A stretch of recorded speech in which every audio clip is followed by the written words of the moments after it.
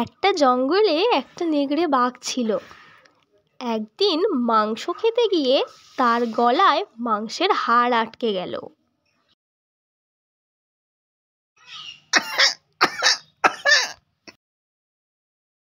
ওহ, গলায় হাড্ডি ফেঁসে গেল রে। এখন কি করি? ইস, এটাকে যে কেমন করে বার করি, একা একা তো কিছুতেই বের করা যাচ্ছে না। কারোর সাহায্য নিতে হবে। একটু খুঁজে দেখি, যদি কারো সাহায্য পাই তাকে বলবো বের করে দিতে। নেগড়ে জঙ্গলের মধ্যে দিয়ে চলতে শুরু করলো। কিছু দূর এগোনোর পর নেগড়ে একটা ছোট্ট খরগোশকে দেখতে পেল। ভাই, একটু সাহায্য করবে? আসলে আমার গলায় একটা হাড্ডি ফেঁসে গেছে, কিছুতেই বার হচ্ছে না। একটু বার করে দাও না ভাই। আমি সাহায্য করব তোমাকে? ভুলে গেছো সেদিন তুমি আমাকে মারতে চেয়েছিলে? তোমাকে কোনো বিশ্বাস নেই, এটাও তোমার কোনো বাহানা হবে। নেগড়ে সেখান থেকে চলে গেল। কিছু দূর এগোনোর পর তার সাথে এক বাঁদরের দেখা হলো। বাঁদর ভাই, আমায় একটু সাহায্য করবে? তুমি তো আমার পুরানো বন্ধু। আমার গলায় একটা হাড্ডি ফেঁসে গেছে, ভীষণ ব্যথা করছে। তোমার তো লম্বা হাত, একটু বার করে দাও না ভাই। খাওয়ার সময় যত ঝামেলা, দেখতে পাচ্ছ না কলা খাচ্ছি।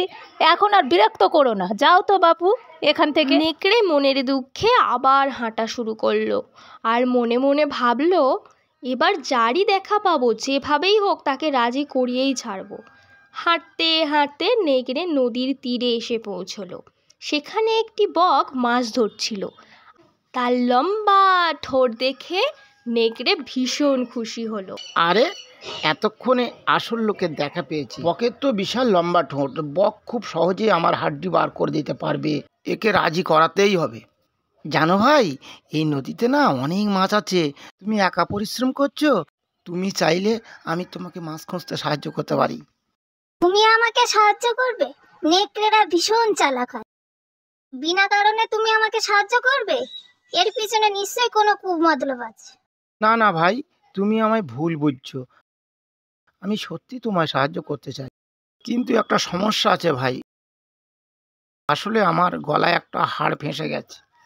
ও, এইটুকু ব্যাপার? এ তো কোনো ব্যাপারই না আমার কাছে, আমি এক্ষুনি বের করে দিচ্ছি। বক্তার লম্বা ঠোঁট নেকড়ের গলায় ঢুকিয়ে গলা থেকে হাড় বার করে আনলো। চলো এখন দুজনে মিলে মাছ খুঁজি। মাছ? আরে বোকা বক, আমার গলায় মুখ ঢুকিয়ে হাড় বার করে আনলি? তুই যে এখনো বেঁচে আছিস এটাই অনেক। তোকে যে মেরে ফেলেনি এটাই তোর ভাগ্য। এখান থেকে ভাগ, নইলে আজ তোকে আর বাড়ি ফিরতে হবে না।